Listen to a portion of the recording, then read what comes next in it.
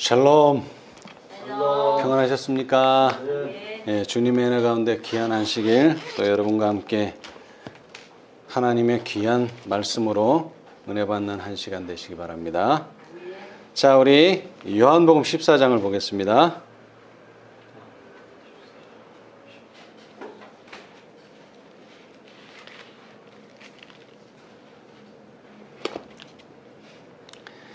예수님께서 일요일에 예루살렘 성에 입성하시고 그 이후에 벌어진 모든 사건들을 우리는 주목해 봐야 하는데, 그 이유는 예수님께서 곧 십자가에 달리시기 때문입니다.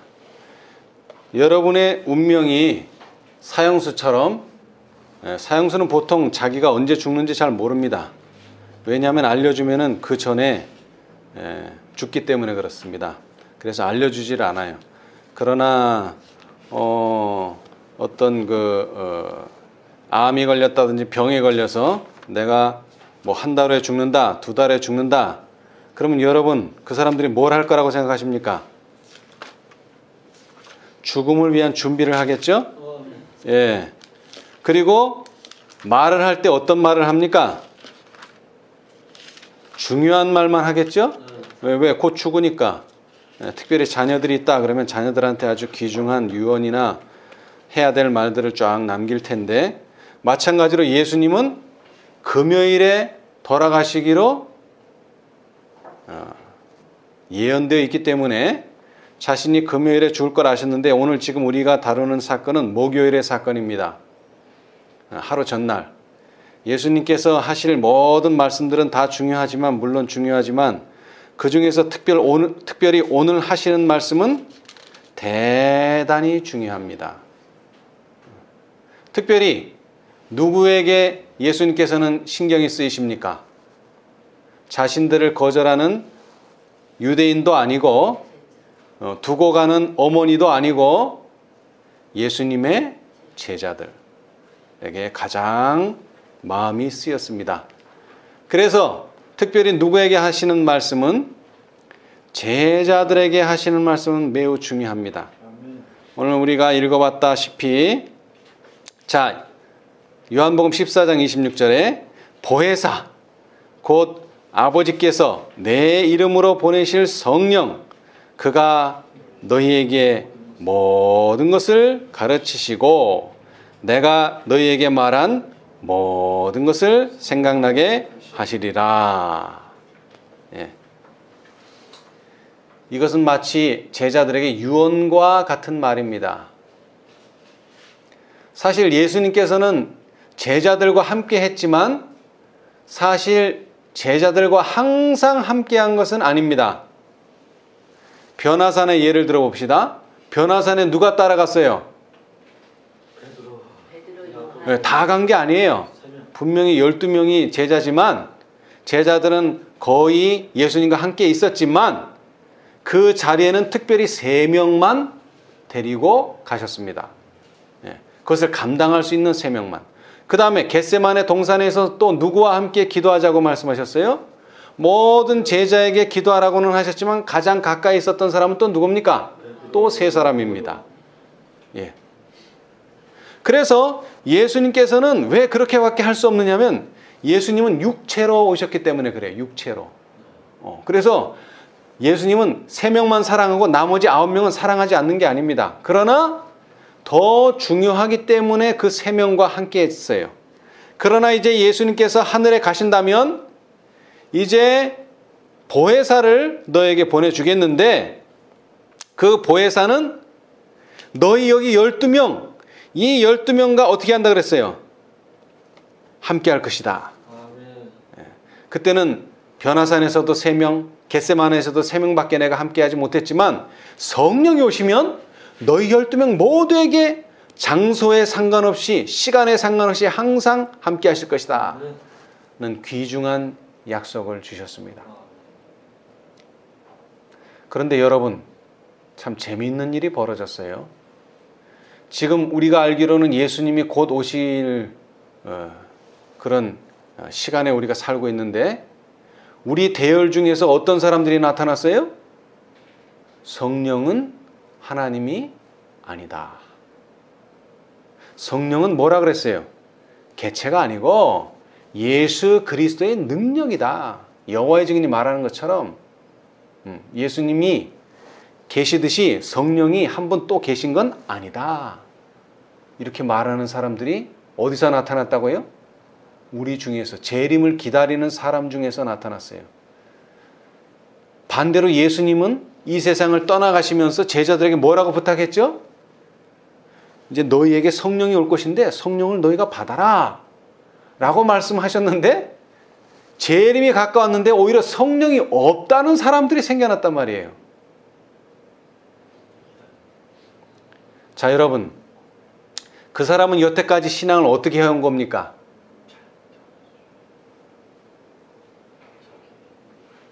자기가 아는 한도 내에서 신앙을 한 거예요.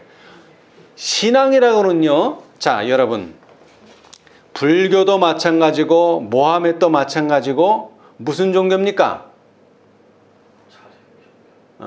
뭐를 하고 율법을 계시해주고 이렇게 물법을 보여주면서 뭐를 지시하고 이렇게 시키는 종교예요. 시키는 종교. 그런데 이 기독교만큼은 시키는 종교가 아닙니다. 예수님이 이 세상에 오신 이유가 뭐예요? 시키려고 온 게 아니죠. 어떻게 해야 하나님의 아들과 딸로서 살 수 있는지를 보여주기 위해서 모본의 종교예요. 그 다음에 또 하나는 중요한 게 있는데 계시의 종교예요. 계시. 보여주시는 종교라는 거예요. 내가 이해하고 깨달으면 믿고 내가 이해하고 깨닫지 못하면 안 믿고 이런 종교가 아니에요. 우리는 계시를 따라가는 종교예요. 계시. 그래서 요한 계시록의 첫 번째가 뭐예요? 계시라는 거예요. 요한의 그 기록이 다 뭐라고요? 계시. 내가 뭐 이해하고 알아서 쓴 게 아니고 하나님이 보여주신, 예수님이 보여주시는 그대로를 여러분 앞에 공개한다. 그러나 이 모든 것이 뭐 할 때가 있다? 이루어지고 성취될 때가 오는데 바로 그 가장 성취되고 이루어지는 때가 언제라는 거예요? 예수님 오시기 직전이라는 거예요. 그러니까 성령이 가장 필요한 때가 언제예요 또? 예수님 오시기 직전이에요. 예수님께서 왜 성령을 주시려고 하셨습니까? 자, 예수님 자신이 뭐예요? 하나님. 아버지 하나님이 우리에게 주시는 최고의 선물이 뭐죠? 예수님을 우리에게 주신 거예요. 예수님을. 그런데 그 예수님이 하늘에 가시면서 제자들을 떠나시면서 최고의 선물을 또 주셨는데 그게 뭐예요? 성령이에요. 예수님도 최고의 선물이지만 예수님을 대신할 수 있는 또 하나의 최고의 선물은 성령이다. 자, 오늘 그래서 우리는 성령에 대해서 좀 연구를 하고자 하는데요. 자, 성령을 받으면 어떻게 되는 거 봅시다. 27절. 평안을 너희에게 끼치노니 곧 나의 평안을 너희에게 주노라. 내가 너희에게 주는 것은 세상이 주는 것 같지 아니하니라. 너희는 마음에 근심도 말고 두려워하지도 말라. 예. 여러분, 세상에서 말합니다. 간이 큰 사람은 뭐라 그래요? 간이 큰 사람. 간이 큰 사람. 놀라지 않는 사람입니다. 놀라지 않아. 웬만해서는 놀라지 않는 사람은 보고 뭐라 그래요? 야, 쟤는 간이 크다. 저 간이 크네. 그런데 그거 일리가 있는 말이에요. 간이 놀랬을 때 가장 큰 치명타를 받아요. 간이. 그러면 간에서 무슨 물질이 나오면 그 물질이 두 번째 역할이 뭐예요? 심장을 막 펌프질하게 만들어요. 그래서 사람이 놀라는 거예요. 사람이 왜 놀래느냐? 심장이 놀래니까 놀래는 거예요. 심장이 안 놀래는 사람은 끄떡도 안 해요. 막 꽉 놀래게 해도 끄떡도 안 해요. 근데 그 사람은 사실은 심장이 튼튼한 게 아니라 간이 튼튼한 사람이에요. 간이. 그런데 간이 튼튼하면은 심장이 튼튼한 사람은 어떻습니까? 마음에 평안이 있는 사람입니다. 마음의 평안. 그러니까 육체적으로 말하면 간과 심장이 튼튼한 사람은 마음에 평안이 있는 사람이에요. 그런데 영적으로는 성령에 충만한 사람이 어떤 사람이라고요? 평안한 사람이에요. 평안한 사람. 그래서 그 사람은 뭐를 안 해요? 근심도 없고 두려워하는 것도 없습니다. 없어요. 예. 이런 사람들이 뭐라 합니까 나중에? 사역. 예수님 오시기 직전에 뭘 해요? 이런 사람들이 근심도 없고 두려움도 없는 사람이 뭐를 해요? 크게 외치죠. 이런 사람이 크게 외치는 거예요. 성령 충만한 사람이 크게 외친단 말이에요. 왜? 여러분 기독교 역사를 보세요. 기독교에서 큰 소리 치면 뭐가 옵니까? 핍박이 옵니다. 피바람이 와요. 피바람이. 기독교가 강력해지면은 사단은 결코 이걸 용납하지 않습니다. 핍박을 줍니다. 핍박을. 그렇기 때문에 이 그리스도인들은 항상 어떻게 살아왔어요? 조용히 살아왔어요. 조용히.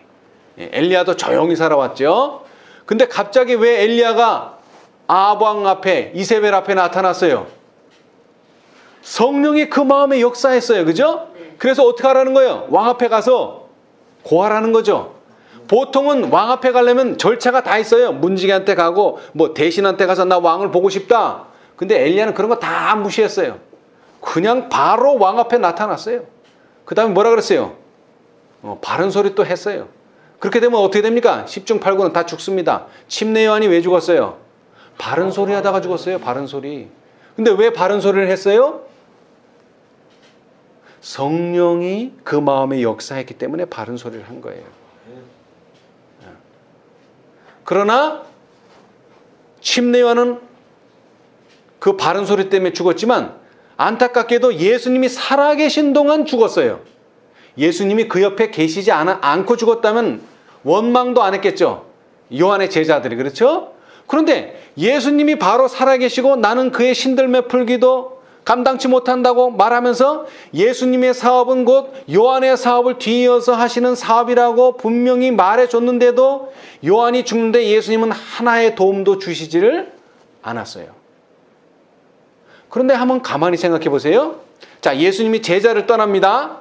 근데 예수님은 뭘 보셨을까요? 제자들의 장례를 쫙 봤죠. 11명이 다 어떻게 돼요? 순교당해요. 죽는단 말입니다. 침례요한만 죽는 게 아닙니다. 예수님의 가장 가까이 있는 사람들은 뭘 당한다고요? 순교당합니다. 여러분, 순교. 14만 4천인들도 그렇게 되는 건 아니지만 많은 사람들은 뭐처럼 살았어요? 죽는 것처럼 살았어요. 여러분. 여러분, 세상에서 사람들이 왜 시장이 되고 왜 군수가 되고 왜 도지사가 되고 왜 대통령이 되려고 그렇게 애를 씁니까? 힘을 얻기 위해서 그런 거예요. 힘을. 그게 나쁘다는 뜻이 아닙니다. 여러분 절대. 왜? 내가 어떤 공자나 맹자 이런 사람들처럼 내가 어떤 좋은 이론이 있는데 그 이론대로 시정을 펼치려면 내가 뭐가 돼야 돼요? 장이 돼야지. 장이. 높은 자리에 앉아야지. 이렇게 하시오 저렇게 하시오 할 거 아니에요. 그죠? 그래서 사람들이 그렇게 뽑히려고 애를 쓰는 거예요. 그런데 예수님은 3년 반 동안 어떻게 했어요?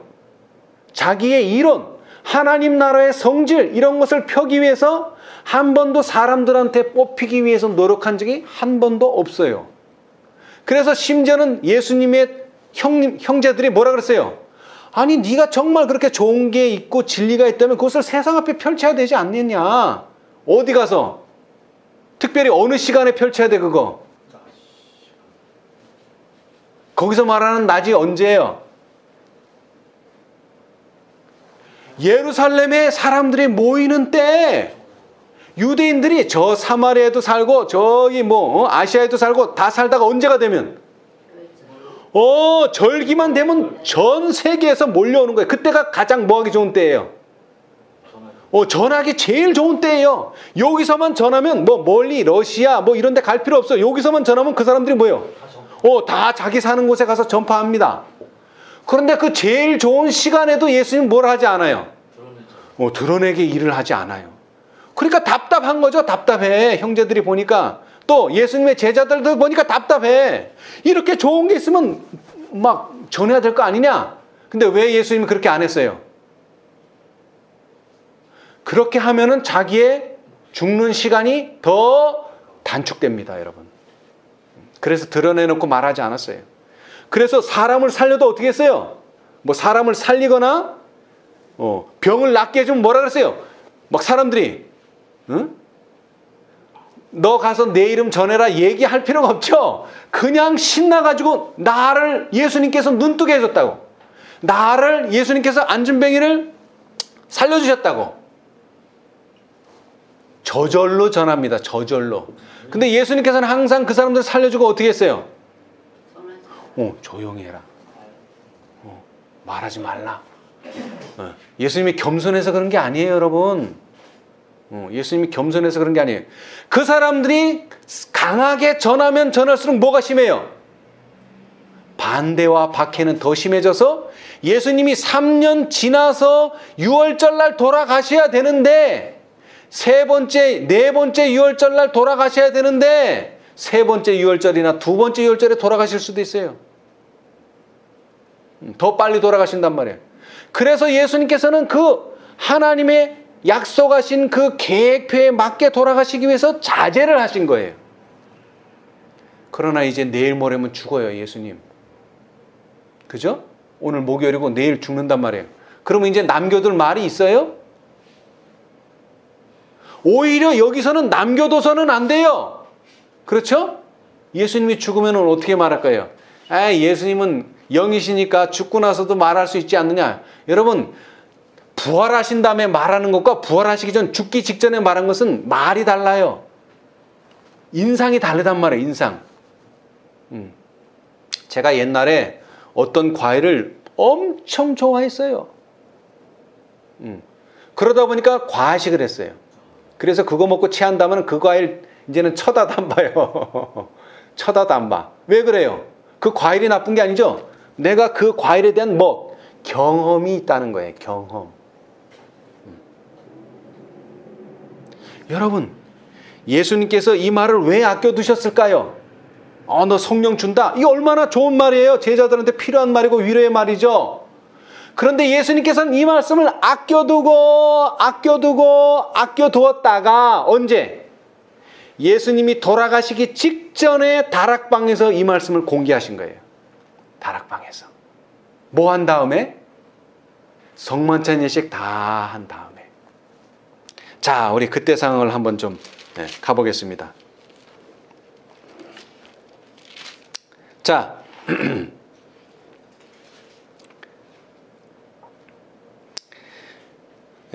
시대의 소망 668페이지, 구속의 역사 887페이지.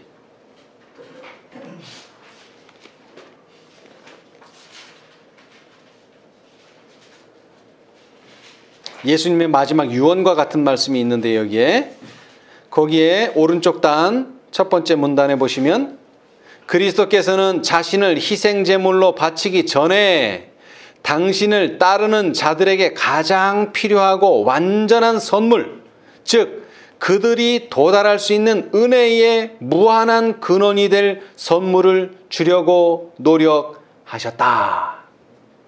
그리스도께서는 내가 아버지께 구하겠으니 그가 또 다른 보혜사를 너희에게 주사 영원토록 너희와 함께 있게 하시리니.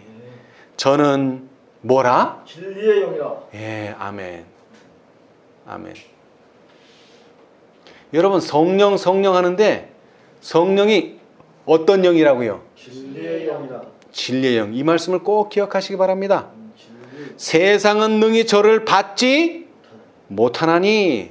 여러분, 성령은 하나님께서 다 주기를 원하십니다. 왜요? 당신을 따르는 자들에게 가장 필요하고 완전한 선물이기 때문에.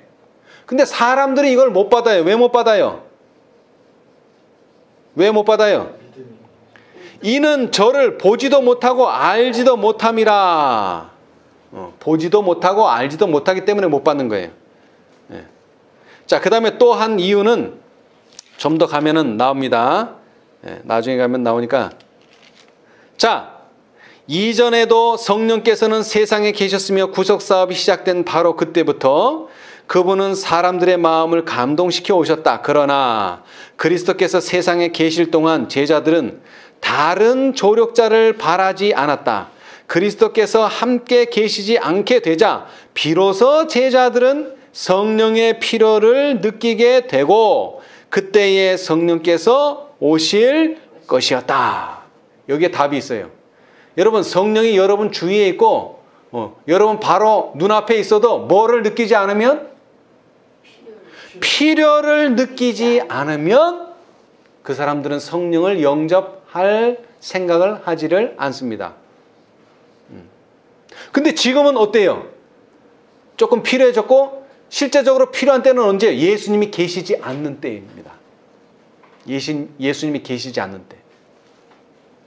자, 그래서 이제 성령에 대해서 여기 설명을 하십니다. 성령께서는 그리스도의 대표자이시나 인간적인 개체로 계시지 않으며 따라서 자주 하신다. 자, 여러분, 많은 사람들이 성령에 대해서 그렇게 오해하고 잘 모르는 이유가 뭡니까?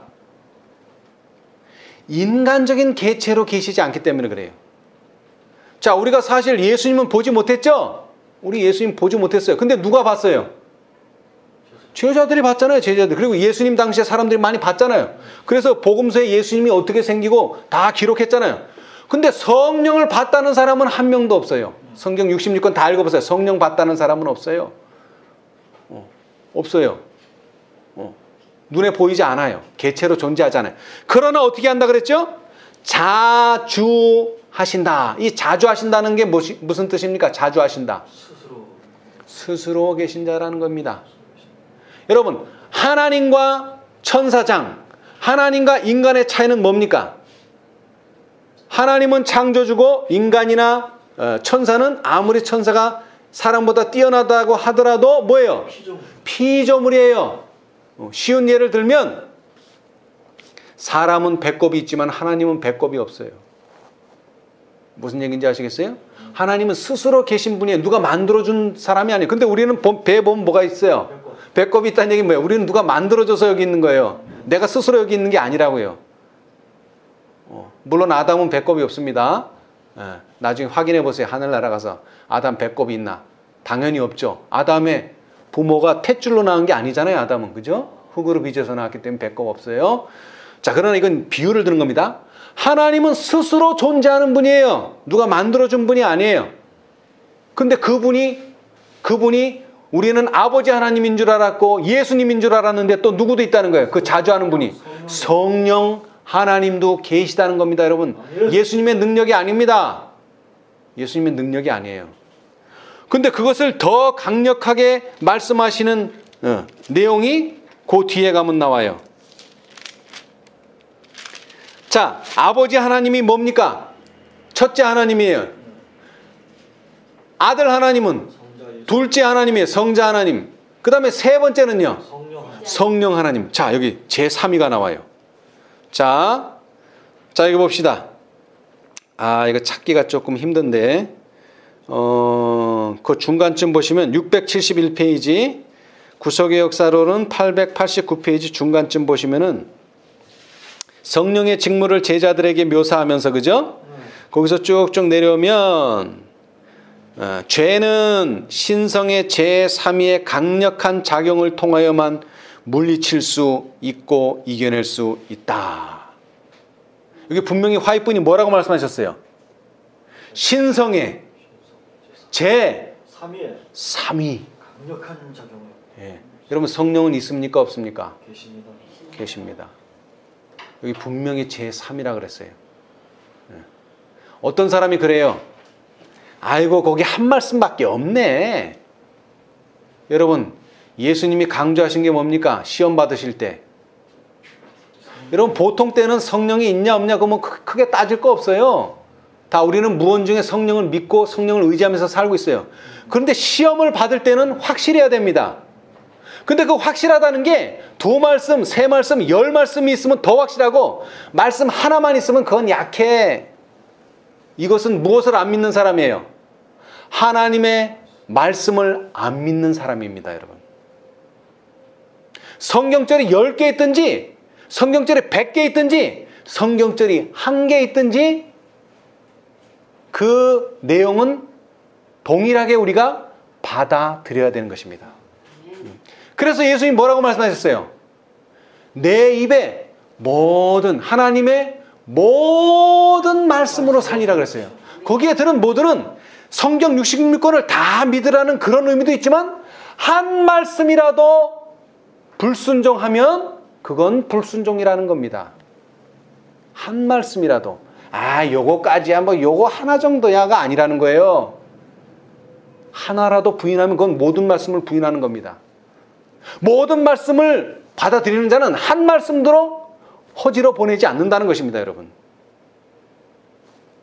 자, 다시 말합니다.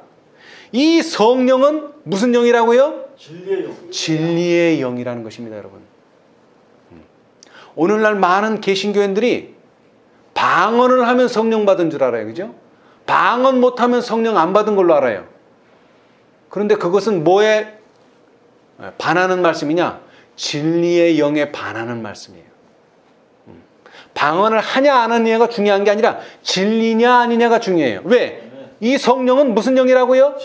진리의 영이기 때문에 절대로 오류를 말하면서 성령 받았다고 말하는 사람은 거짓말하는 사람이에요. 그건 거짓말하는 사람이에요. 아무리 방언해도 그 사람은 성령 받은 사람 아니에요. 왜? 분명히 이거 성경이 말했어요. 자, 성경 어디에 방언의 영이라는 거 들어봤어요? 방언의 영 그런 단어 읽어보셨어요? 저는 못 읽어봤어요. 방언의 영이라는 건 제가 못 읽어봤어요. 방언의 은사는 성령의 은사 중에 방언의 은사가 있는 건 하지만 성령을 일컬어서 방언의 영이다. 저는 그거 성경에서 한 절도 읽지를 못했어요. 그런데 진리의 영은 제가 분명히 읽었어요. 예수님이 무슨 영을 주시겠다고요? 진리의 영을 주시겠다고 그랬어요. 다시 말하면 진리를 받아들이는 자는 뭐를 받아들이는 거예요? 성령을 받아들이는 것입니다. 그러나 진리를 거절하는 자는 성령을 거절하는 것입니다, 여러분. 근데 그 성령이 왜 중요하냐? 제가 그걸 오늘 말씀드리려고 합니다. 자, 성령의 직무가 뭡니까? 성령이 하시는 일이 뭐예요? 진리를 깨닫게 하시고 생각나게 하시고. 자, 거기에서 이제 성경절이 나오죠. 자, 이 보혜사라고 하는 말이 여기도 나왔죠. 그죠? 보혜사. 자, 보혜사라고 하는 말이 성경에 몇 번 나옵니까? 신약에만 나오는 단어입니다. 이 단어는 예수님께서만 말씀하셨습니다. 요한복음에서만 나옵니다. 마태, 마가, 누가에서는 안 나옵니다. 요한만 보혜사라는 단어를 썼어요. 이 단어는 파라클레토스라고 하는 단어인데, 파라클레토스. 돕는 자, 중재자, 변호자, 위안자라는 의미입니다.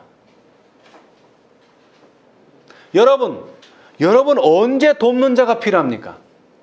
여러분 언제 중재자가 필요하고, 여러분 언제 보호자가 필요하고, 여러분 언제 변호자가 필요합니까? 내가 위기에 처했을 때 필요한 거예요. 내가 일도 잘 되고 모든 것이 잘 될 때는 돕는 사람도 필요 없어. 내가 하면 되는데 무슨 도움이 필요합니까? 그런데 내가 도움을 받을 처지, 내가 변호를 받아야 될 처지, 내가 중재를 받아야 될 처지, 내가 위안을 받아야 될 처지에 놓였을 때만 이런 게 필요한 거예요. 예수님의 제자들이 어디에 처했습니까? 바로 이러한 상황에 처했죠. 그런데 이러한 상황에 처하기 전까지 예수님의 제자들은 뭐라고 장담했어요? 나는 절대로 예수님을 부인하지 않겠습니다. 않겠습니다가 아니라 부인하지 않습니다. 저는 절대로 장담했습니다. 그런데 실제로는 어떻게 됐어요? 실제로는 부인해버렸습니다. 11명의 제자들은 소리 없이 부인했고, 베드로는 대표로 아주 예수님을 저주했다 그랬어요. 저주. 왜? 그래야지만 자기가 살아남으니까. 예수님을 저주하지 않으면 자기도 곧 잡혀가고 자기도 예수님과 같이 될 것을 두려워한 나머지 자기도 모르게 예수님을 저주했어요. 대놓고 저주한 게 아닙니다. 의도적으로 저주한 게 아닙니다. 계획적으로 저주한 게 아닙니다. 하다 보니까 저주하게 됐어요. 하다 보니까. 그랬을 때 누가 필요합니까? 바로 파라클레토스, 보혜사가 필요하다는 것을 제일 절실히 느낀 사람은 베드로입니다. 그런데 이 보혜사라는 단어는 요한만 사용했습니다. 자, 그런데 이 11명의 사도들은 다 어떻게 됐어요? 죽었습니다. 빨리 죽었습니다. 예수님 돌아가시고 나서 이른비 성령 받고 나서 얼마 되지 않아서 다 죽었어요. 그런데 끝까지 살아남은 사람이 누굽니까? 요한입니다. 그들이 한 1, 2년 보혜사가 필요했다면 요한은 얼마나 필요했을까요? 수십 년이 필요했어요. 왜? 자기는 뭐 호소할 사람도 없지, 하소연할 사람도 없지, 동료도 다 죽었지, 예수님도 안 계시지, 담모섬이라는 섬에 자기 혼자. 여러분, 교도소라는 곳도 상당히 힘든 곳입니다. 살기 힘든 곳입니다. 근데 그 교도소 안에서도 독방이 있어요. 여러분, 독방. 저는 그런 얘기를 들어봤어요. 옛날에 어떤 정부 시절에 범죄와의 전쟁을 선포하고 막 온갖 깡패들을 다 잡아들였어요. 근데 누구를 제일 먼저 잡아들일까요? 높은 사람을 잡아들이겠죠. 자, 이 사건도 마찬가지로 예수님께서 왜 돌아가셨어요? 예수님께서 대장이시기 때문에 잡혀간 거예요. 예수님이 저 말단이었으면 잡아갈 일이 없죠. 그 대장을 죽이는 거예요. 그러면 어떻게 돼요? 그 무리들은, 따르던 무리들은 다 흩어지겠죠. 그런데 이 대장이요, 여러분, 그 깡패들의 대장이 왜 대장이 됐겠습니까? 대단한 뭐가 있으니까 됐겠죠. 그냥 보통 사람 거기다 안 세워놨겠죠. 그런 대단한 강심장과 그런 대단한 걸 가진 사람이 독방에 수년간 집어넣으니까 어떻게 돼버렸는지 아세요? 사람이 막 조금만 뭐 하면 울어요. 막 사람이 감정에 복받쳐가지고. 그리고 사람을 되게 좋아해요. 사람을 혼자 있는 걸 되게 싫어해요. 무서워해요. 아주. 그거 어디서 배운 거예요? 교도소에서 배운 거예요. 교도소에서. 여러분, 저도 감옥에서 있었는데요. 거기에는 국가보안법 위반하는 애들이 있습니다.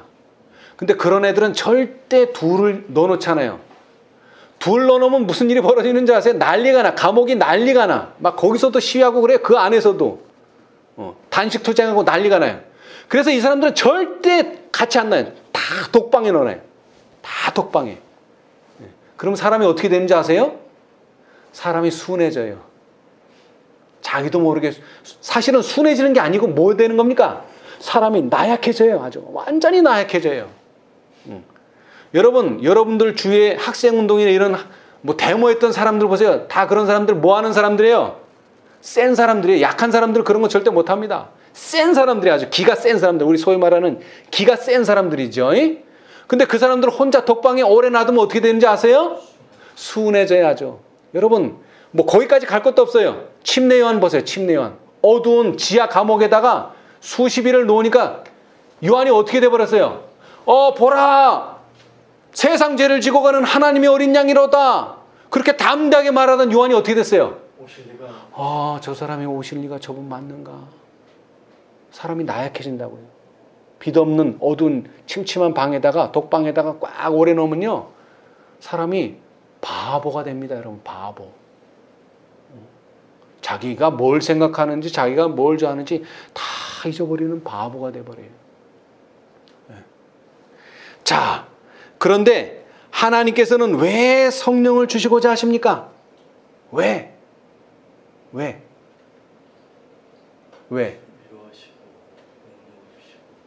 여러분, 예수님께서 이 세상에 오신 이유가 뭡니까? 제자들하고 그냥 재밌는 3년 반을 보내시기 위해서 오신 거예요? 예수님이 이 세상에 오신, 인간으로 오신 딱 한 가지의 목적이 있습니다. 뭡니까? 하나님의 영광을 드러내는 것입니다. 근데 어떻게 하나님의 영광을 드러낼 수 있습니까? 진리를 막 있는 그대로 선포한다고 그게 됩니까? 아닙니다, 여러분. 그게 아닙니다. 그러니까 유대인들은 어떻게 이 기독교를 오해하고 있었냐? 진리만 알면 된다 이거예요. 진리만 알고 그 진리만 말하면 된다 이거예요. 그래서 세상에서 그 사람들은 유아 독전처럼 살았어요. 유아 독전. 나는 진리를 알고 너희는 진리를 모르는 이방인이다.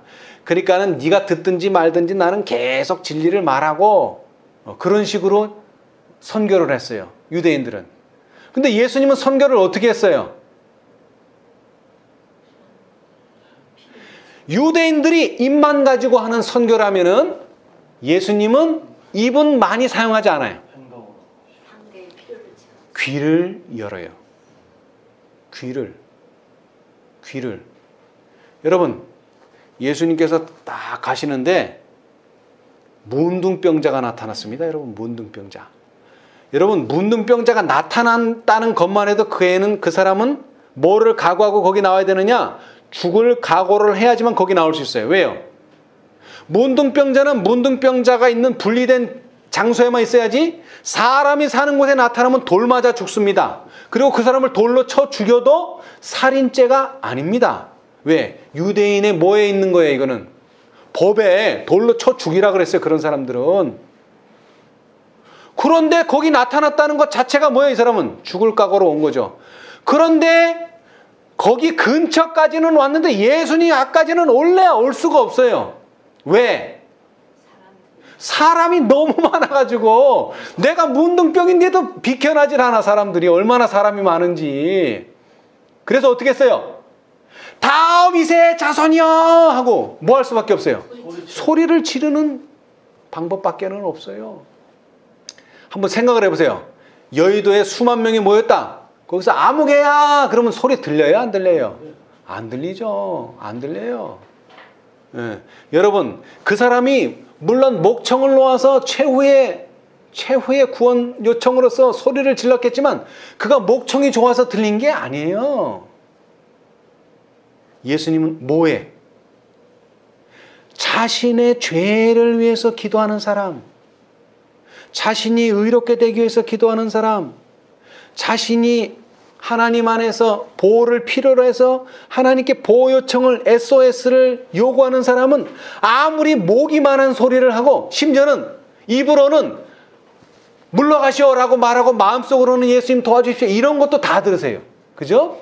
그 가라사의 광인 보세요, 여러분. 미쳐 날뛰면서 사람들을 막 하니까 예수님의 제자들이 도망을 가고 예수님도 도망을 가야 되는데 예수님은 도망을 안 가시는데 그 광인이 뭐라고 얘기했어요? 나에게서 물러나라고. 근데 마음속으로는요, 예수님 제발 좀 도와달라고요. 근데 그 소리까지도 예수님 들으세요. 이사야가 말했죠. 네 목소리가 작아서 예수님이 하나님이 못 듣는 게 아니다. 오늘날도 마찬가지예요, 여러분. 통성기도 한다고 듣는 게 아니에요. 목이 많은 소리. 아니, 목이 많은 소리도 필요 없어요. 마음속으로만 기도해도 그런 거 다 들립니다. 뭐에 관해서요? 자신의 죄에 관해서, 자신이 의롭게 되기 위해서. 여러분, 예수님께서 이 세상에 오신 이유는 단 하나입니다. 하나님의 영광을 보여주기 위해서. 근데 하나님의 영광이 어떻게 나타납니까? 자, 쉬운 예로 내가 하나님의 영광을 어떻게 드러낼 수 있어요? 내가 이학준이가 아니면 되는 거예요. 내가 다른 사람이 되면 돼요. 내가 다른 사람이 되면 돼요. 그래서 성경이 뭐라고 말합니까? 내가 거듭나지 아니하면. 하나님 나라를 볼 수 없는 것도 볼 수 없는 거지만 하나님께 영광을 돌릴 수가 없다는 겁니다, 여러분. 자, 이제 그거에 대해서 읽어봅시다. 자, 성령의 직무를 거기서부터 읽어봅시다. 시대소망 671페이지, 구속역사 889페이지. 성령의 직무를 제자들에게 묘사하면서 예수께서는 자신의 마음을 흥겹게 한 기쁨과 희망을 그들에게 고취시키려고 하셨다. 자, 여기 흥겹다는 말을 여러분 주목하세요. 예수님 내일 어떻게 되신다고요? 내일 돌아가세요. 근데 예수님의 마음은 두렵다고요? 근심이 된다고요? 아니요. 왜? 예수님이 왜 마음속에 기쁨이 있고 희망이 있어요? 성령이 충만하기 때문에 그래요. 예수님 성령이. 그러한 예수님의 상태를 누구에게도 가르쳐주고 싶어요? 제자들에게. 그분께서는 당신의 교회를 위하여 준비하신 많은 도움을 인하여 기뻐하셨다. 성령은 예수께서 당신의 백성을 높이기 위하여 아버지께 간청할 수 있는 모든 선물 중에서 가장 고상한 선물이었다. 성령은 갱생시키는 주선자로서 주어져야만 하였으므로 이분이 없이는 그리스도의 희생은 아무 소용도 없을 것이었다. 여러분, 초기 문집을 읽어보면요, 예수님 당시에 예수님이 죽는 걸 보고 눈물을 흘리는 사람들이 있었다 그랬어요. 대단한 사람들이죠. 유대인들은 예수님 죽는 거 보고 눈물 흘렸어요? 아니요, 흘리지 않았어요. 그런데 그 눈물은 흘렸으면서 현재 우리가 필요로 되는 진리를 어떤 사람들이 전해주면 어떻게 한다 그랬어요? 거절하는 사람들이 있다 그랬어요. 그러면 그 사람이 눈물을 흘린 거는 예수님이 하나님의 아들로서 죽은 걸 슬퍼한 거예요? 한 인간이 죽는 걸 슬퍼한 거예요? 한 인간이 죽는 걸 슬퍼한 거예요. 여러분, 텔레비 보면서도 눈물 흘리는 사람 요즘 많이 있어요. 여러분, 예수님 보고 그런 눈물 흘리면 안 됩니다. 우리는. 여러분, 그건 예수 믿는 게 아닙니다. 그건 인간을 믿는 것이지. 그렇게 되면 예수가 뭐가 되는 거예요? 우상이 되는 겁니다. 예수가 우상이 되는 거예요. 악의 세력은 여러 세기 동안 강해졌으며 이 사단의 속박에서 사람들이 복종하는 것은 놀라운 일이었다. 죄는 신성의 제3위의 강력한 작용을 통하여만 물리칠 수 있고 이겨낼 수 있으며 그분은 제한된 능력을 가지고 오는 것이 아니라 하나님의 능력이 충만한 가운데 오실 것이었다. 여러분, 많은 사람들이 14만 4천이 되는 걸 두려워합니다. 왜 두려워합니까? 두려워한다기보다는 힘들어해요. 14만 4천이 된다는 것을 어려워해요. 왜 어려워해요? 자신이 얼마나 예수님과 닮지 않았다는 것을 너무나 잘 알기 때문에 그래요. 그거는 좋아요. 자신이 예수님과 너무나 닮지 않았다는 것을 아는 것은 참 중요하고 그 시인하는 것은 참 잘하는 일입니다. 그러나 거기서 끝나면은 어떻게 됩니까? 예수님의 뜻을 저버리는 겁니다. 예수님의 뜻은 뭐예요? 내가 그렇게 14만 4천인과는 너무나 동떨어지는 생애를 살고 그 품성과는 너무나 동떨어지는 품성을 가지고 있지만 무엇을 영접하면요?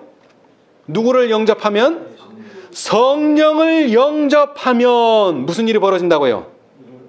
죄를 물리칠 수가 있고 뭐가 될 수 있다고요?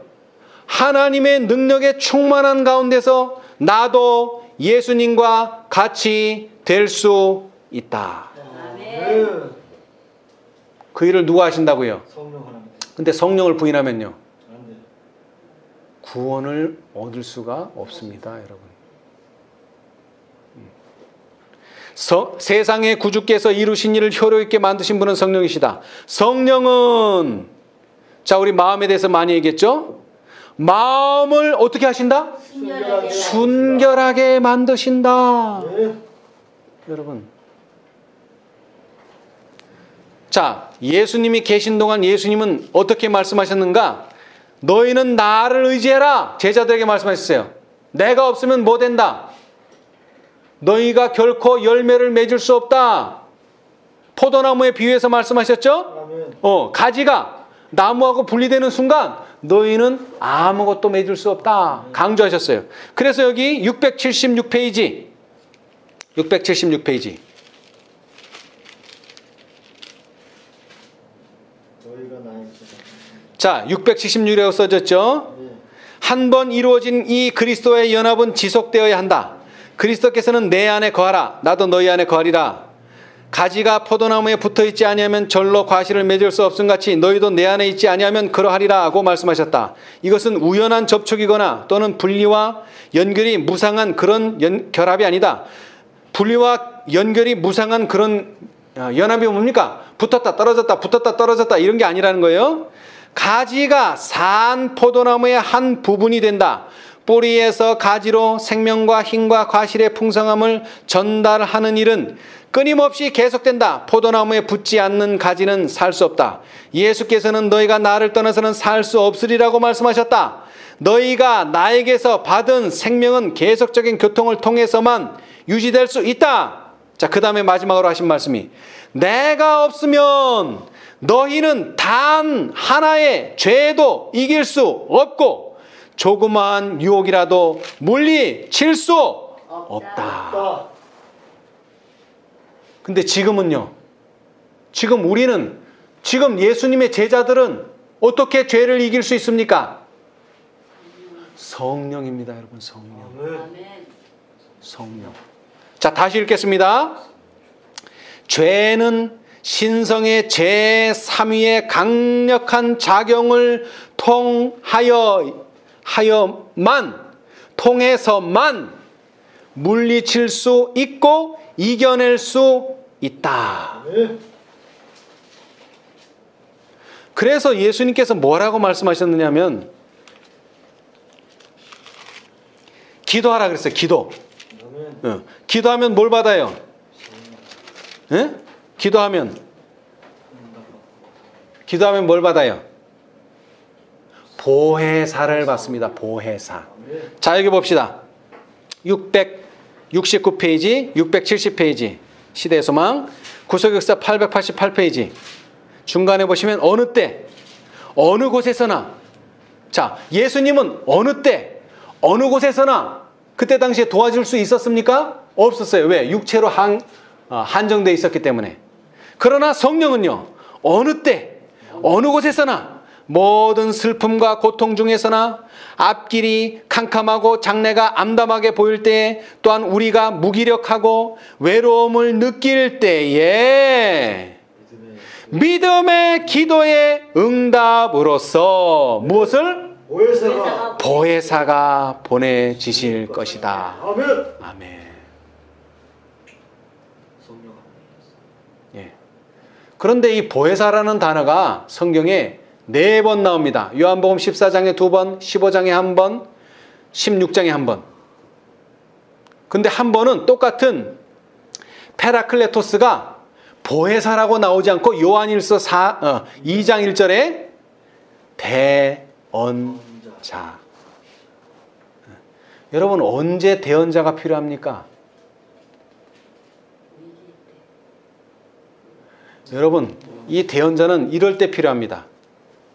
자, 지금 재판장 앞에서 말을 해야 돼요. 자, 그런데 내가 말하는 것보다 누가 말하는 게 더 호소력이 있어요?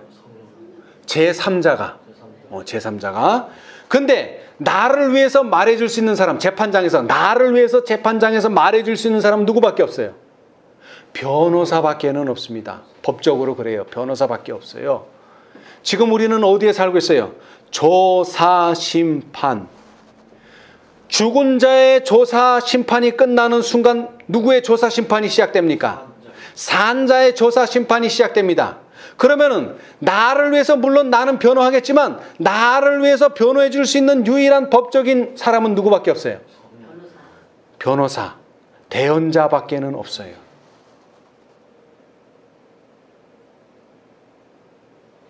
여러분, 누구에게 말을 해야 될까요? 변호사에게 말을 해야죠. 대언자에게 말을 해야죠. 근데 그 대언자가 누구라고요? 성령이시다. 근데 그 성령이 무슨 영이라고요? 진리의 영. 진리의 영이다. 자, 그 진리의 영이라는 말의 뜻이 뭔가 봅시다. 자, 670페이지 구속의 역사로는 888페이지 오른쪽 단에 첫 번째, 예수께서는 말씀을 계속하셨다. 내가 아직도 너희에게 이를 것이 많으나 지금은 너희가 감당하지 못하리라.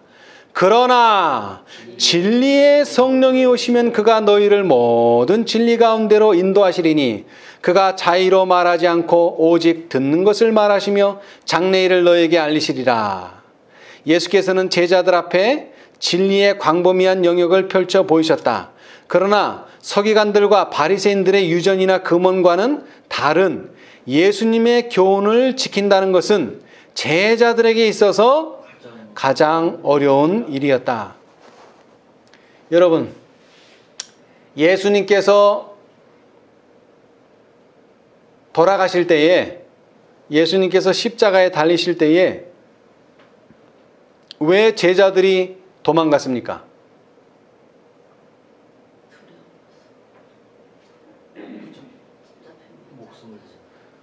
그게 아니에요. 서기관들과 바리새인들의 유전이나 금원을 예수의 교훈보다 더 높였다는 거죠.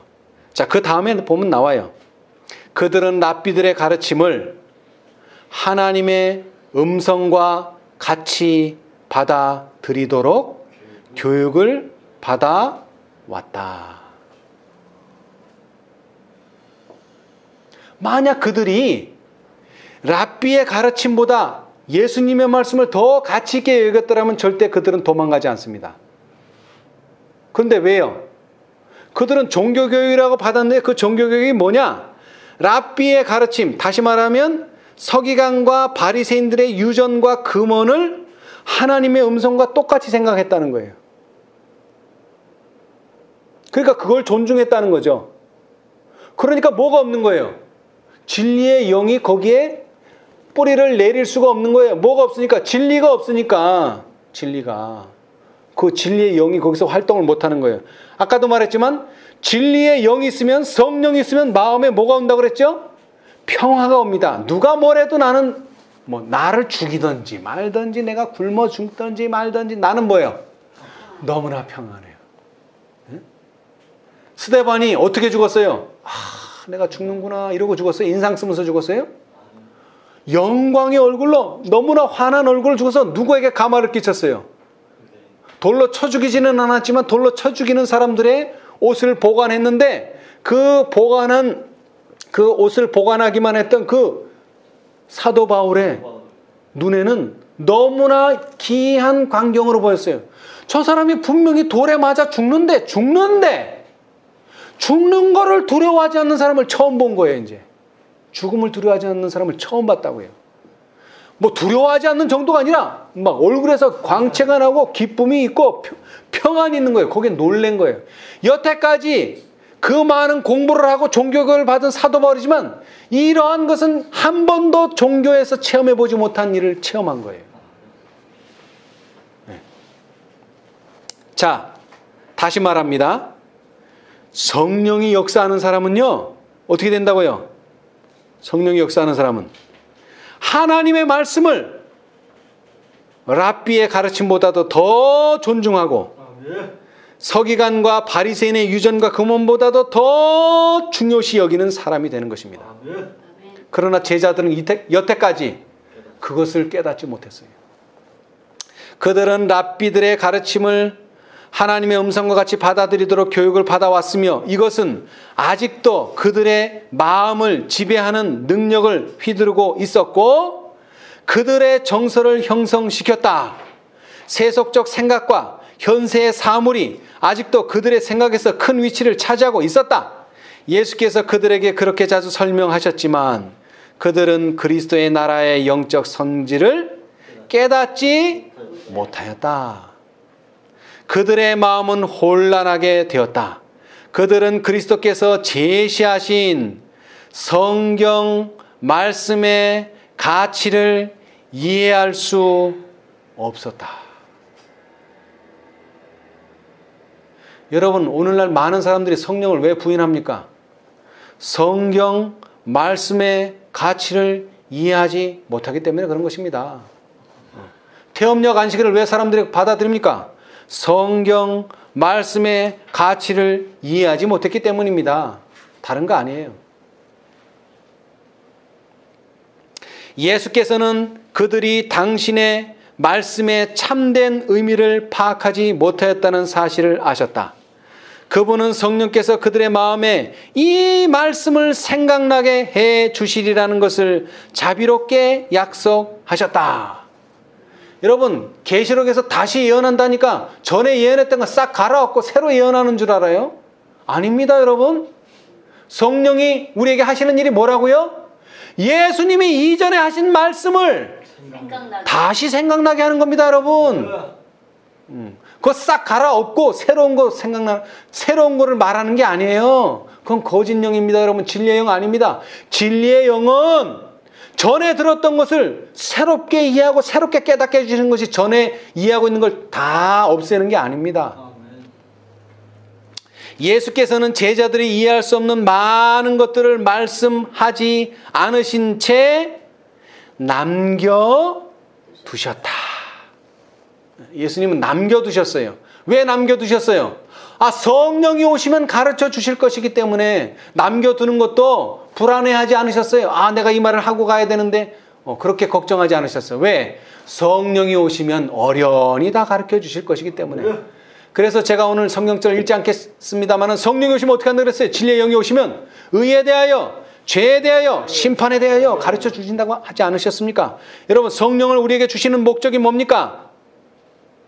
너희를 모든 진리 가운데로 인도하시리니.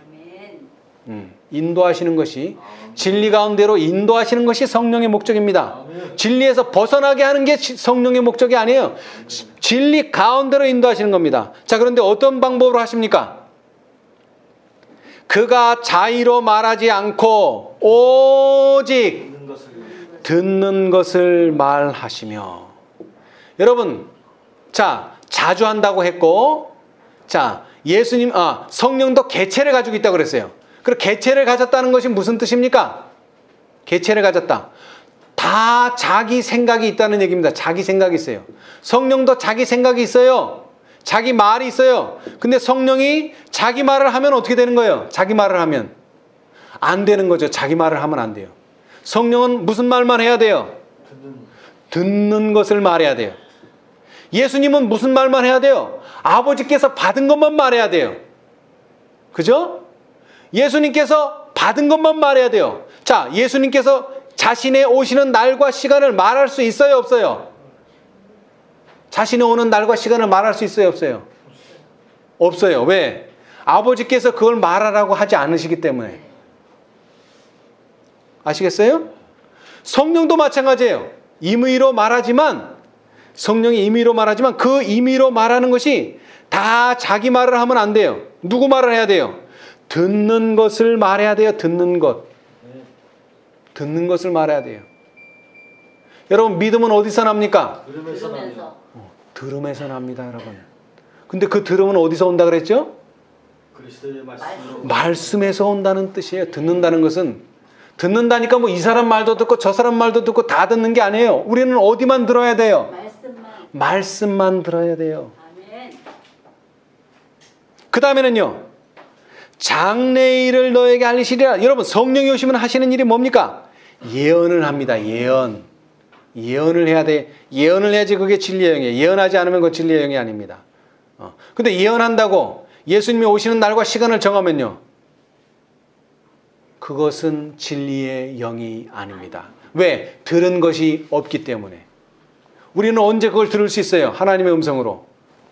저 칠지양 때에 가서야 들을 수 있어요. 하나님의 음성으로 직접 들어요. 성령도 통하지 않고 예수님도 통하지 않고 아버지 하나님의 직접 음성으로 우리는 듣게 될 것입니다. 그러나 그 전까지 우리는, 자, 아버지 하나님이 우리에게 직접 말씀하실 수 없고 예수님이 우리에게 직접 말씀하실 수 없지만 성령은 듣는 것을 여러분에게 말씀하십니다. 그 말이 뭡니까? 율법과 증거의 말씀을 쫓을지니. 자, 이제 그 밑에 671페이지.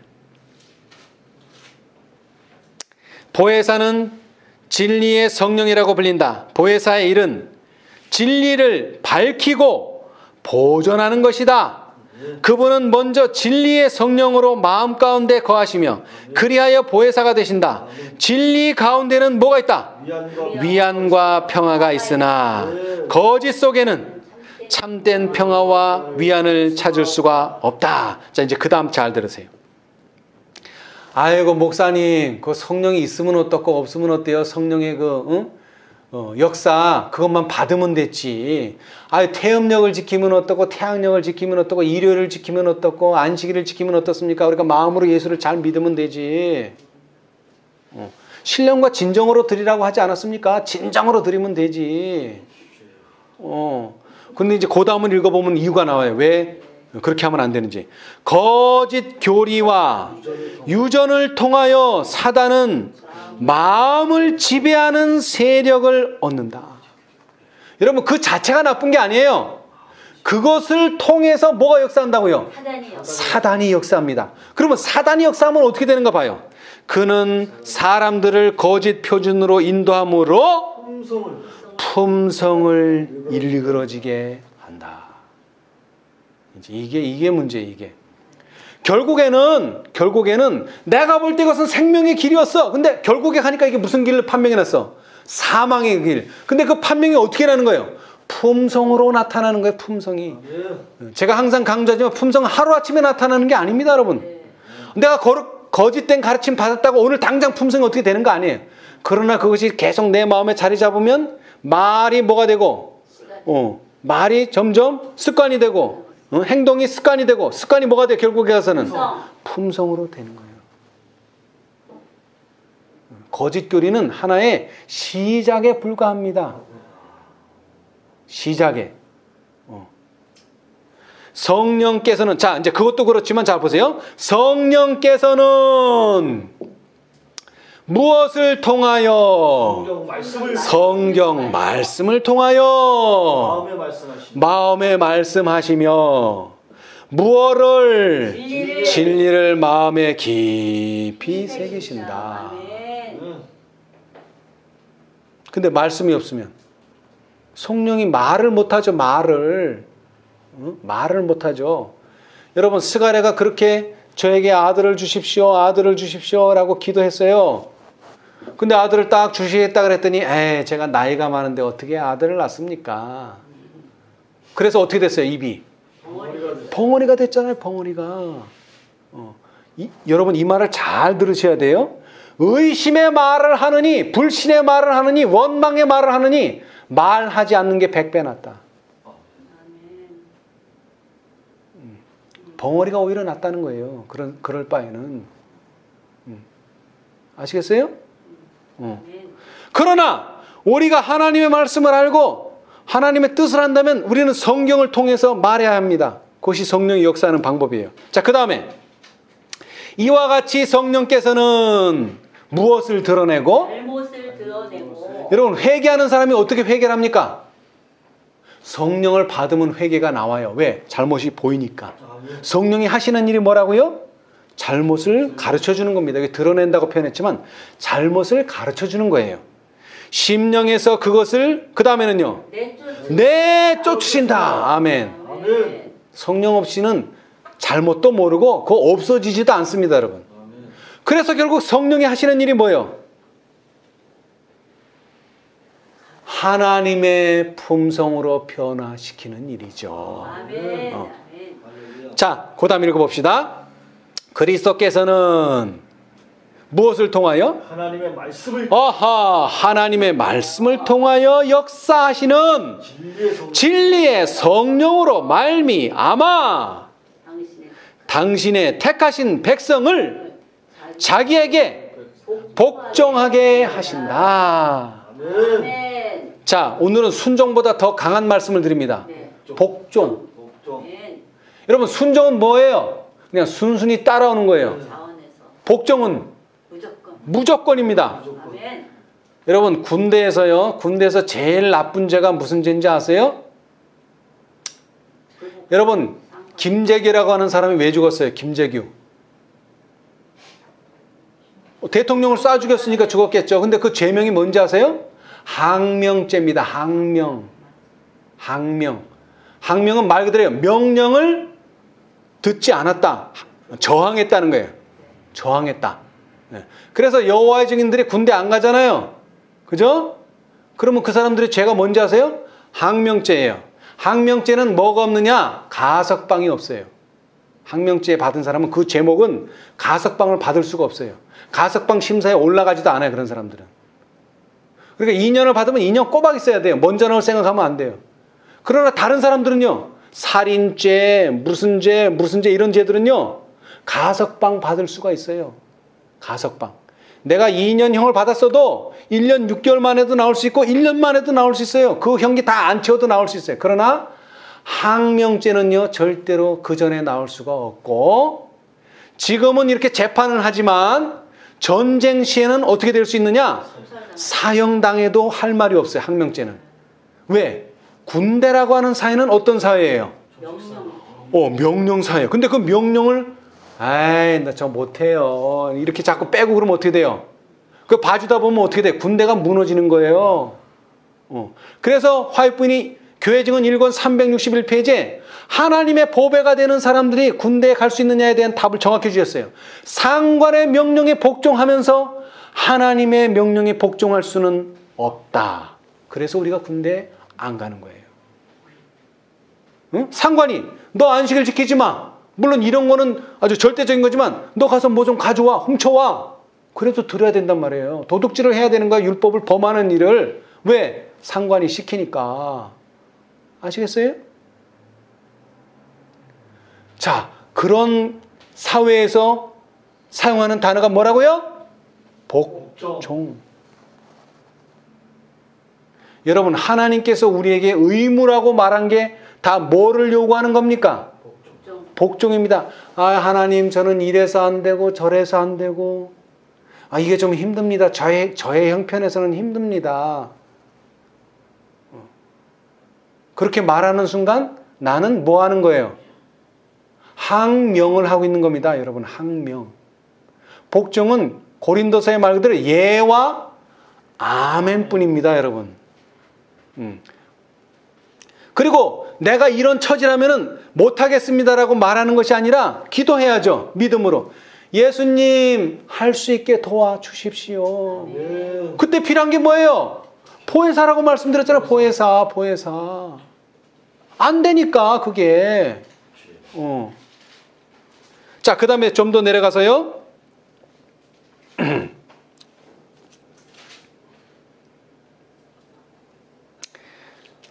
성령의 직무를 제자들에게 묘사하면서 예수께서는 자신의 마음을 흥겹게 한 기쁨과 희망을 그들에게 고취시키려고 하셨다. 그분께서는 당신의 교회를 위해 준비하신 많은 도움을 인하여 기뻐하셨다. 성령은 예수께서 당신의 백성을 높이기 위하여 아버지께 간청할 수 있는 모든 선물 중에 가장 고상한 선물이었다.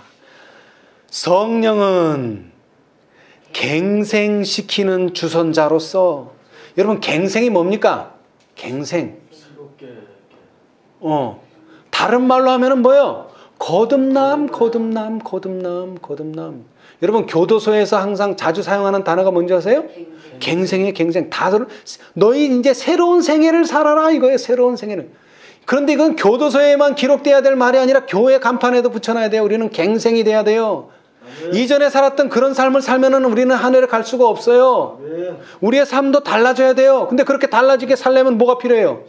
성령. 왜? 성령은 갱생시키는 주선자로서 주어져야 하였으므로 이분이 없이는 그리스도의 희생은 아무 소용도 없을 것이었다. 악의 세력은 여러 생애 동안 강해졌으며 이 사단의 속박에 사람들이 복종하는 것은 놀라운 일이었다. 죄는 신성의 제3위의 강력한 작용을 통하여만 물리칠 수 있고 이겨낼 수 있으며 그분은 제한된 능력을 가지고 오는 것이 아니라 하나님의 능력이 충만한, 거기다 무한한을 더 집어넣으면 좋아요. 하나님의 무한한 능력이 충만한 가운데 오실 것이었다. 14만 4천이 아니라 그 할아버지도 할 수 있다는 거예요. 응? 여러분 가데스 바네아에서 왜 사람들이 반역했어요? 거기 사람들 보니까 우리는 메뚜기 같더라. 그 성은 철성 같더라. 우리는 거기에 절대로 들어갈 수 없는 것 같더라. 거기까지는 맞아요. 그런데 결론이 뭐예요? 그래서 나는 못 들어간다. 10명이 그렇게 말했어요. 그래서 나는 못 들어간다. 근데 여호수아와 갈렙은 그러나 하나님이 함께 하시면 들어갈 수 있다. 저도 우리가 밥이라. 네. 누가 함께 하시면? 하나님이 함께 하시면. 오늘 우리의 단어로는 성령이 함께 하시면 나도 14만 4천인이 될 수 있다. 아멘. 성령은 마음을 순결하게 만든다. 성령을 통하여 신자는 거룩한 품성을 나누어 가지는 자가 된다. 아멘. 우리 이거 바라는 거 아니에요? 아멘. 네, 근데 성령이 그렇게 해주신다는 거예요. 아멘. 그리스도께서는 모든, 자, 잘 들으세요, 이제. 모든, 무슨? 유전적이며 배양된 악의 성향들을 뭐하며? 이기며 자신의 품성을 당신의 교회에 새기는 거룩한 능력으로서 뭐를? 성령을 주셨다. 아멘. 할렐루야. 아멘. 자, 그런데 잘 들으세요. 성령을 주셨죠? 아멘. 여기까지가 하나님의 일이에요. 아멘. 이제 내일은 뭐예요? 받아들여. 그 주신 성령을 내가 받아야 돼요. 아멘. 여태까지 우리가 왜 변화 안 됐어요? 성령이 예수님이 안 주셔서 안 보내던 게 아니에요. 예수님은 그때도 주셨는데 내가 이만한 가치를 모르고 안 받아들였기 때문에 우리가 변화되지 않은 거예요. 아멘. 이제 우리 해야 될 일은 뭐예요? 성령님을 받아들이는 거죠. 아멘. 자, 그러면 어떻게 받아들이는가? 자, 봅시다. 성령에 대하여 예수께서는 그가 내 영광을 나타내리라고 말씀하셨다. 아멘. 구주께서 당신의 사랑을 표명하심으로 아버지를 영화롭게 하려고 오신 것처럼. 자, 이 문장 상당히 이해가 필요하기 때문에 끊어 읽겠습니다. 자, 구주께서, 예수님께서 당신의 사랑을 표명하심으로, 아버지의 사랑을 예수님의 사랑으로 표명하심으로 누구를 영화롭게 했다고요? 아버지를 영화롭게 하려고 오신 것처럼 성령께서 이제 오신다면 성령께서도 당신의 은혜를 세상에 나타내심으로 누구를? 그리스도를 영화롭게 하셔야 하였다. 바로 하나님의 형상이 인간에게 재현되어야 한다. 이게 무슨 뜻이에요? 이게 무슨 뜻이에요? 하나님의 형상이 인간에게 재현되어야 한다. 이게 무슨 뜻이냐고. 하나님의 품성이 인간의 품성이 돼야 된단 말이에요. 하나님의 명예, 곧 그리스도의 명예는, 자, 명예라는 말을 영광으로 바꿉시다. 하나님의 영광, 곧 그리스도의 영광은 당신의 백성의 품성을 온전케 하는 것과 관련이 되어 있다. 여러분, 이사야서는 복음서입니다. 복음서라는 뜻이 뭐예요? 우리에게 주는 아주 좋은 소식이 있다는 거죠. 그 소식이 뭔지 아세요? 그 소식이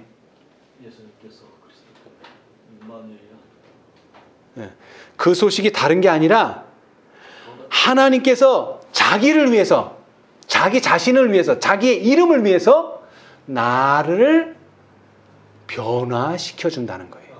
아멘. 그게 바로 이 내용이에요. 자, 하나님의 명예, 다시 말하면 하나님의 영광, 곧 그리스도의 명예, 그리스도의 영광은 뭐가 영광이 된다고? 당신의 백성이 당신의 백성의 품성이 어떻게 돼서? 온전하게 돼야지만 누가 영광을 받으셔요? 첫째는 성령이 영광을 받고, 그 다음에 성령을 보낸 예수님이 영광을 받고, 예수님을 보낸 아버지 하나님이 영광을 받는다는 거예요. 그러면 세상은, 역사는 끝나는 거죠. 그러면 끝나는 거예요. 그러면 우리의 품성이 변화돼야 되겠어요? 안 돼야 되겠어요? 변화돼야 돼요. 반드시 돼야 되죠. 그것은 내 뜻이기도 하지만 누구의 뜻이라는 거예요, 이제?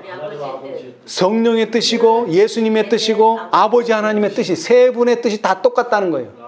왜? 그렇게 인간이 하나님의 형상으로 창조됐기 때문에 그 하나님의 형상을 다시 회복해야지만 누가 영광을 받으신다? 하나님이 영광을 받으신다는 거예요. 그래서 이것을 뭐라 그랬어요? 약속.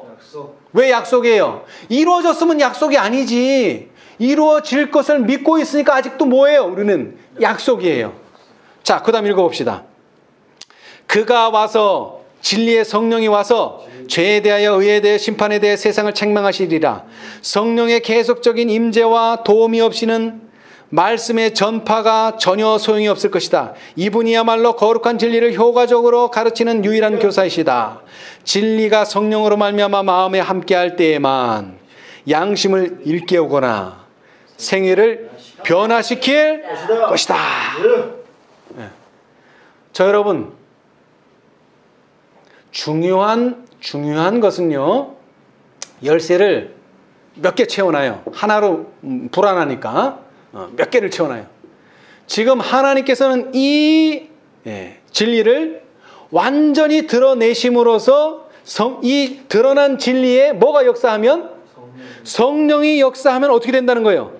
양심을 일깨우고 생애를 변화시킬 것이라고 분명히 얘기했죠. 그 역사가 세 천사의 기별로 이루어지는 거예요. 세 천사의 기별, 그 진리가 드러나면 여기에 성령이 역사하면 사람의 마음을 일깨워서 품성을 예수님의 품성처럼 만들어서 14만 4천인을 만든다는 거예요. 그런데 세 천사의 기별이 드러났음에도 불구하고 왜 오늘날 우리가 보기에 이렇게 진리를 사모하고 입맞을 만한 사람이 없느냐? 이 세 천사의 기별이 어떻게 됐어요?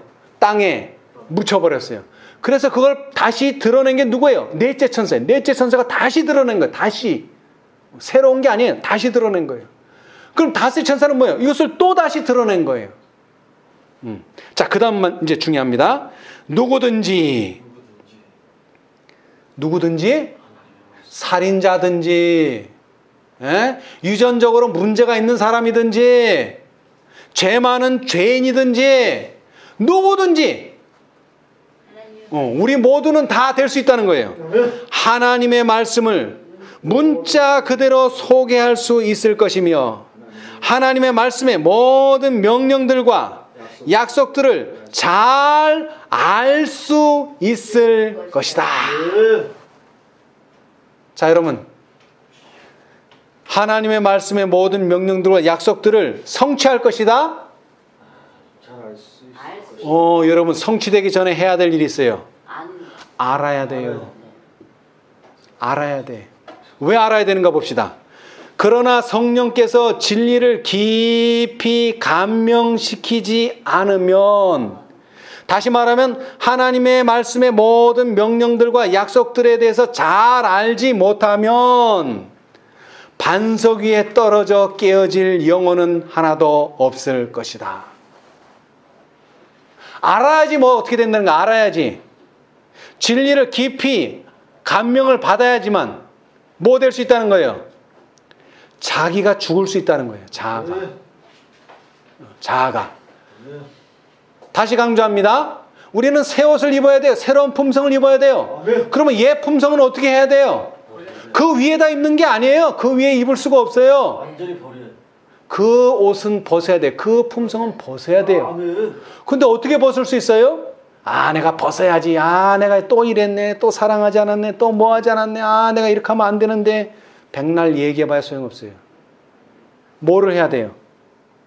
성령께서 진리를 깊이 감명시키지 않으면, 성령께서 진리를 깊이 깨닫게 해주시지 않으면, 내가 진리를 깊이 깨닫지 못하면 내가 죽고 싶어도 죽지를 못한다 이 말이에요.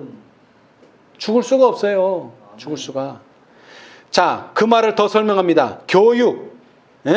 안식일날 나와서 맨날 설교 듣고 교육.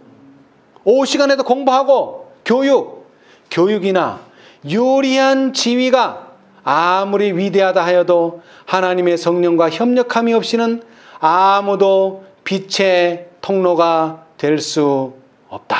아멘. 자, 그 다음에 다음 문단. 그리스도께서는 당신의 교회에 성령의 선물을 약속하셨는데 이 약속은 처음 제자들에게 해당되었던 것처럼 우리에게도 해당된다. 그러나 모든 다른 약속들처럼 이 약속도 조건하에 주어진다. 다시 말하면 예수님께서는 이 약속을, 성령을 우리에게 주셨어요? 안 주셨어요? 주셨어요. 성령을 주셨어요. 근데 그 선물이 내게 선물이 되려면 어떻게 돼야 돼요? 조건에 맞아야 돼. 이제 그 조건을 읽어봅시다. 주님의 약속을 믿고 주장한다고 공언하는 자들이 많다. 그들은 그리스도에 관하여 성령에 관하여 말하지만 아무런 유익을 얻지 못한다. 그들은 거룩한 능력의 지도와 제재를 받도록 영혼을 복종시키고자 하지 않는다. 왜 못 받아요, 선물을? 복종하지 않기 때문에. 우리가 성령을 사용할 수 없다. 성령께서 우리를 사용하셔야 한다. 이게 이런 뜻입니다. 성령님, 나 이렇게 됐으니까 이거 도와주세요. 이게 아닙니다. 성령님, 당신의 뜻은 무엇입니까? 자기 결정 다 해놓고 성령님 도와주십시오. 그거는 성령이 역사하는 게 아니에요. 우리는 성령을 사용할 수 없다. 성령이 나를 따라오는 게 아닙니다. 내가 성령을 따라가야 돼요. 아멘. 어린 양이 나를 따라오는 게 아닙니다. 우리가 어린 양을 따라가야 돼요. 아멘. 말씀을 여러분의 기호에 맞게 칼질하는 게 아닙니다. 우리가 말씀을 따라가야 돼요. 하라는 것을 하고 하지 말라는 걸 하지 말아야 돼요. 아멘. 성령을 통하여 하나님께서는 당신의 백성 안에 자기의 기쁘신 뜻을 위하여 소원을 두고 행하게 하신다. 그러나 많은 사람이 여기에 복종하지 않을 것이다. 왜 복종하지 않습니까? 사람들이 말해요. 아, 나 예수님 틀렸다고. 그런 사람 없어요. 예수 믿는다고 하는 사람 중에는.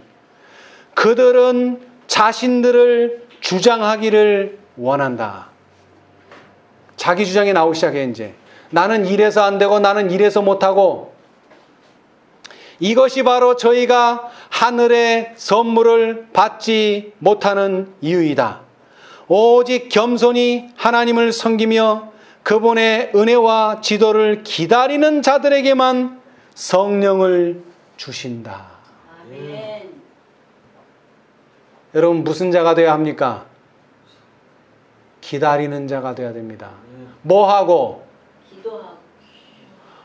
하라는 대로 다 하고. 왜 안 주십니까? 라고 따지지 말고 기다리라는 거예요. 기다리라는 거예요. 그 기다리면서 뭐 해야 돼요? 내가 뭐 또 잘못하고 있는 것은 없는가? 자신을 살피면서. 그 다음에 특별히 이것은 약속이기 때문에 하나님의 성경 말씀을 계속 머릿속에 명상하고 말하고 의심하지 않도록 자기가 스스로 단속해야 돼요. 그러면서 뭐하라? 기다리는 자들에게만 성령을 주신다. 오늘 우리에게 제일 필요한 것은 다름이 아니라 성령입니다. 근데 성령은 언제 역사하십니까? 성경 말씀을 통해서만 역사하십니다. 성경 말씀이 없는 거 가지고 얘기해봐야 그건 소용없어요. 성령이 역사하시지 않습니다. 성령이 역사하시도록 우리는 또 뭐를 해야 됩니까? 자신의 몸을 쳐서 복종시키라 그랬어요. 복종해야 합니다, 여러분. 복종. 여긴 이유가 없습니다. 토 달 것도 없습니다. 복종해야 합니다. 순종보다 더한 복종을 해야 합니다. 그래야만 우리는 우리를 변화시키고 하나님께 영광을 돌릴 수 있는 품성의 변화를 가져올 성령의 역사를 경험할 수가 있습니다. 우리 모두 이 시간 하나님 앞에 자신을 내어놓으시고 복종하심으로 하나님의 성령을 마음에 받아들이시고 하나님께 영광을 돌리시는 저와 여러분이 되시기를 간절히 바라면서 말씀 마치겠습니다. 감사합니다.